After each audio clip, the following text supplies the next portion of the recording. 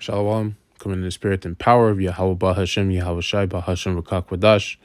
Double honors to the apostles of the great millstone and to the hopeful elect, pushing his word in truth and sincerity across the four corners of the earth. This lesson is me titled, Control Thy Speech. Okay, because controlling what you say, how you say it, and when you say it can dictate where things go good or evil for you, whether you make friends or you make enemies, right? A lot of it, and mainly it comes from controlling your emotions, right? Understanding, the flesh that you're dealing with and what makes it go off, what weaknesses it has, right? So Ecclesiasticus 5:11. Be swift to hear and let thy life be sincere, and with patience give answers. So just wait. You don't need to rush to give a response because someone's asked you a question and they're looking at you, right? If you actually don't have an answer, just say, I don't have an answer. I actually don't know. If you have an answer and you're just thinking, right, of how to,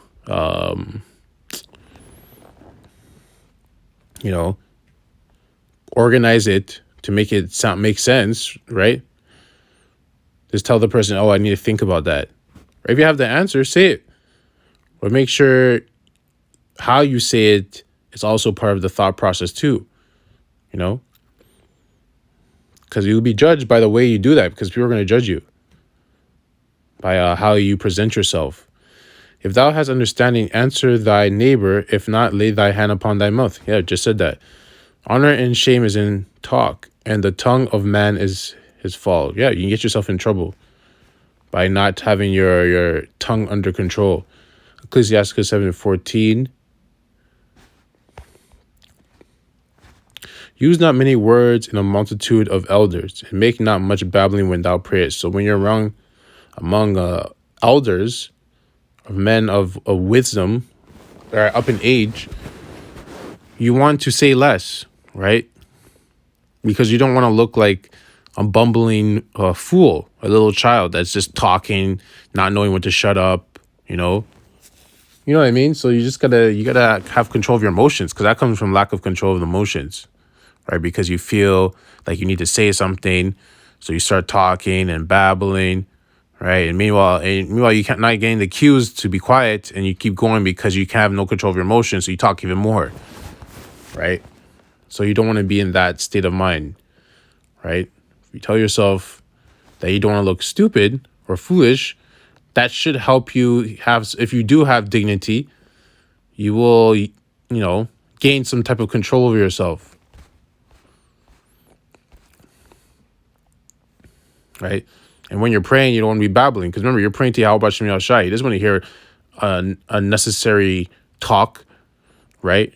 Just talking because of emotions and where it doesn't even make any sense. If you're sincere and your stuff comes from real emotions, and there is still a reason to what you're saying, that's different than you just talking, like literally just like a woman venting. Right? Venting's not even the word. Gossiping, that's a better word.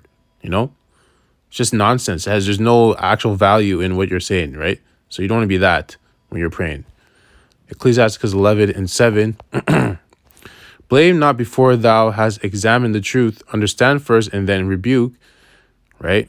Yeah, so before if you're brought into a situation, or actually you're just in a situation and you don't actually know the full magnitude of what's really going on, right? Don't point blame onto somebody, right? Like it says right here, you have to examine the truth, understand first, and then rebuke. So you need to examine, taking what's going on, gain the understanding of what's going on, and then rebuke, okay? Answer not before thou hast heard the cause, so you need to hear the whole matter first of what's going on. Neither interrupt men in the midst of their talk. So if someone's talking, let them finish talking. And if you're not sure if they're done talking, just ask, is that everything? Is there more you would like to say?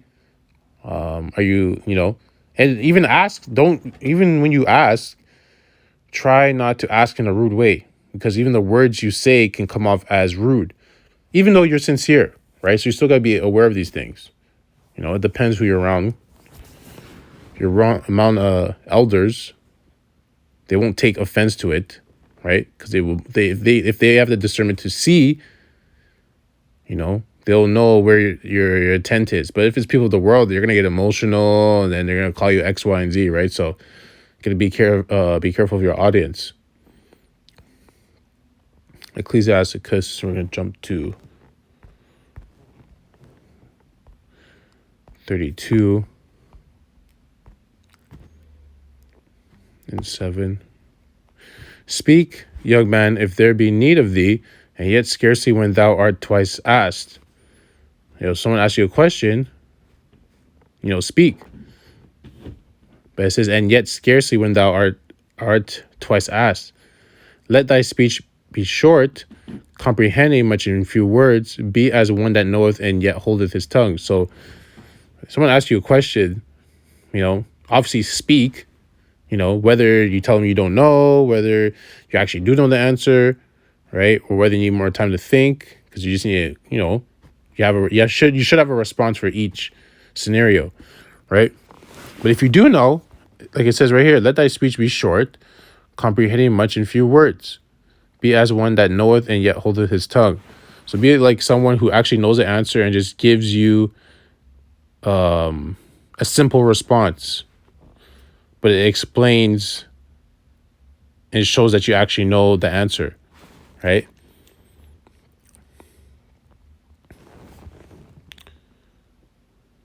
So now we're going to go to Ecclesiasticus back to 5. And there's so many on speech. There's so many. Ecclesiasticus 5 and 1.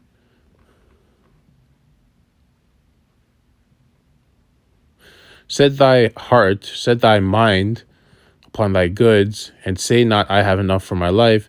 Follow not thy own mind and thy strength to walk in the ways of thy heart. So don't follow your own mind, your own brain, your own brain's knowledge, right? You want to follow the knowledge of Yahweh Shem Yahushai, the scriptures, to walk in ways of thy heart, because you can be led through the flesh, which, demons can jump on you, and the flesh is weak, right? It's corruptible, it's wicked. So it'll lead you the wrong way, right?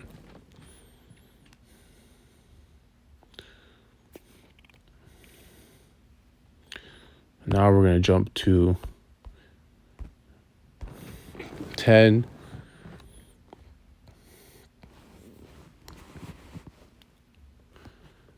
And Ecclesiasticus 10 and 12. The beginning of pride is when one departs from Yahweh, and his heart and his mind is turned away from his maker, right? So when you're prideful, right?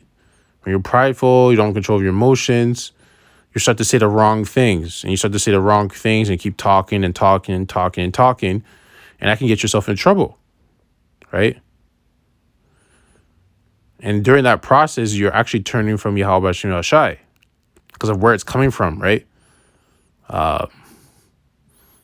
It also says, and his heart and his mind turned away from his maker. And once you turn away from Yahweh Shem Yahushai, you're in big trouble, right? You're going down a wrong path. Like you're walking down a road, right?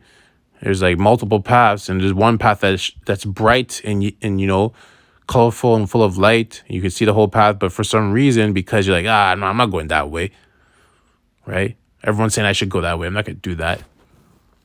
I believe this is the right way because it makes sense to me in my mind, right? Even though everyone else, that you are walking with is all going the same way, but you decided to go a different way, right? Out of your own understanding, right? You're going to get yourself in trouble and you're departing from Yahweh Shem Yahushai, which is going to lead you down a wicked path, right? So not being able to control your mind, not being able to control your speech, which are all interconnected, can get you into trouble. Very serious trouble. Proverbs 13:3. He that keepeth his mouth keepeth his life, but he that opened wide his lips shall have destruction. There you go. There you go. So now we're going to go to Proverbs 18 and 6. A fool's lips enter into contention, and his mouth calleth for strokes. Yeah, so fool's lips will cause contention, fights, strifes to happen, right? Because they don't have control over their mouth. So they're just saying stuff. So they get emotional. Maybe someone, they're at the parking lot of a grocery store, someone might have cut them off, and then they'll get all mad. You start cursing the person out, and that person gets out of the car, start cursing the person out. You never know what this person has. You never know if they have a weapon. You don't know if they have a gun, a knife. You don't know if they're an army vet. You don't know if they've just gotten out of jail. You don't know if they're actually considered crazy. You have no idea. But because you wanted to prove a point, because you felt like you need to say something back to this person, now you got yourself in trouble, right? Right? The simplest thing. Simplest thing. A fool's mouth is his destruction, and his lips are the snare of his soul. There you go. The words of a talebearer are as wounds, and they go down into the innermost parts of the belly, right? So even talking, being a talebearer, like being a snitch, being a gossiper, can get yourself in trouble because you're putting you're talking about other people's business, right? That you shouldn't be talking about. It has nothing to do with you, so don't talk about it, right? Now, we're going to go to James 1 and 19. These are simple things or scriptures, but they're very powerful ones. Learning to control what you say, that's a lot of power in that. Because you're controlling what you say, and you're controlling your mind. Right? You would have to be. James 1 and 19. To control your mind, depending on the person, but the majority of people comes from emotions. You know, how you feel in that moment, in that scenario, whether, you know, something objective is happening to you, whether something subjective is happening to you, right? How you're able to deal with your emotions will dictate what you say, right? From what you think of how you are in that scenario. So it's a process, but once you have control of that, it's very powerful. James 1 and 19.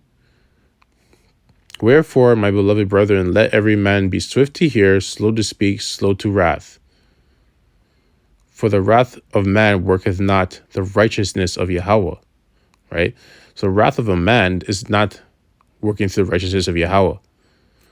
So when you're going through wrath and you're angry, you know, if it's of man, like of the world, then it will lead to wickedness because you're going off. Yeah, you get yourself into trouble. Right? The wrath of Yahweh Ba'Shem Yahushai is righteous. It's righteous. Now, if your anger is going based off the scriptures, that's a different story. But even then, you have to be expedient about what you're doing. Right? Only Yahweh Ba'Shem Yahushai can administer perfect wrath, righteous wrath. Because they won't go off. Because they're not in the flesh. It's just that simple. Proverbs 17 and 27. He that hath knowledge spareth his words, and a man of understanding is of an excellent spirit. Even a fool, when he holdeth his peace, is counted wise. And he that shutteth his lips is esteemed a man of understanding. Yeah, knowing when to speak. Knowing when not to speak. It's a lot of power. Psalms 75 and 5. Lift not up your horn on high, speak not with a stiff neck. So don't be stubborn, right? And don't boost yourself up, so to speak. That's the words, you know, the slang, street vernacular. Boosting yourself up, pumping your own tires. For promotion cometh neither from the east, nor from the west, nor from the south, but Yahweh is the judge. He putteth down one and setteth up another. So Yahweh is the one that boosts people up. He's the one that glorifies them, stands them on their 2 feet. So don't do it yourself. Let Yahweh Ba'Shem Yahushai do it for you. Because when they do it, it's in righteousness. There's no pride. There's no ego involved. There's no cockiness involved. It's just pure, perfect. Right? So now we're going to Ecclesiasticus 19 and 6. He that can rule his tongue shall live without strife, and he that hateth babbling shall have less evil.